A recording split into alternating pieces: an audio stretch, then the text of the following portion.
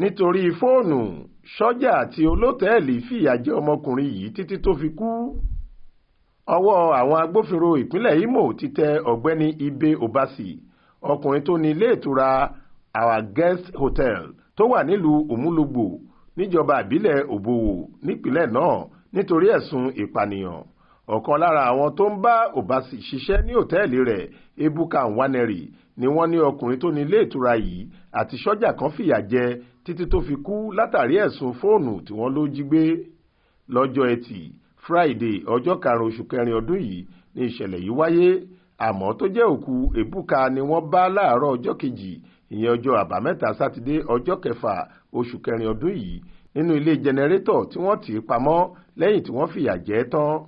Fóònù ọkùnrin ológun tí wọn kò dárúkọ ẹ̀ ni wọ́n ní Ebuka jí níbi tí Ṣọja yìí ti ń ṣáàjì rẹ̀ lásìkò tó wá gbafẹ́ nílé ìtura náà.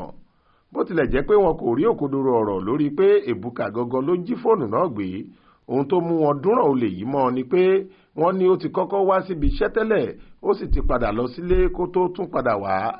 Nítorí ìdí èyí ni ọ̀gbẹ́ni Obasi, Ṣọja tó ní fóònù àti ọkùnrin kan tóun náà ti sá lọ ṣe wọ́ ọ lọ sí ẹ̀yìnkùlé ilé ìtura náà níbi tí wọ́n ti fìyà ńlá jẹ tí wọ́n sì lọ tì mọ́nú ilé tí jẹnẹrétọ̀ òtẹ́ẹ̀lì náà wà. Ooru àti èéfín ilé jẹnẹrétọ̀ ọ̀hún àti ìyà tí wọ́n ti fi jẹ tẹ́lẹ̀ ni wọ́n ló padà pa ọkùnrin yìí. Lọ́jọ́ Àìkú Sunday ọjọ́ 7 oṣù kẹrin ọdún yìí ni agbẹnusọ ọlọ́pàá nípìnlẹ̀ Imo Henry Okoye fi àtẹ̀jáde síta lórí ìṣẹ̀lẹ̀ yìí.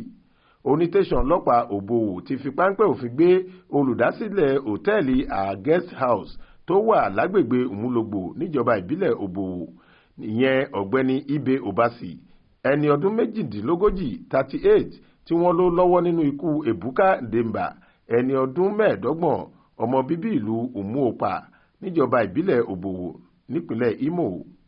Ìwádìí tá a ṣe fi hàn pé afurasí àtàwọn méjì míì tí wọ́n ti sá lọ báyìí fìyà gidi jẹ olóògbé tí wọ́n sì tún tì í mọ́nú ilé jẹnẹrétọ̀ òtẹ́ẹ̀lì náà níbi tí èéfín padà pa á sí pẹ̀lú ẹ̀sùn pé ó jí fóònù ọ̀kan lára àwọn oníbàárà wọn.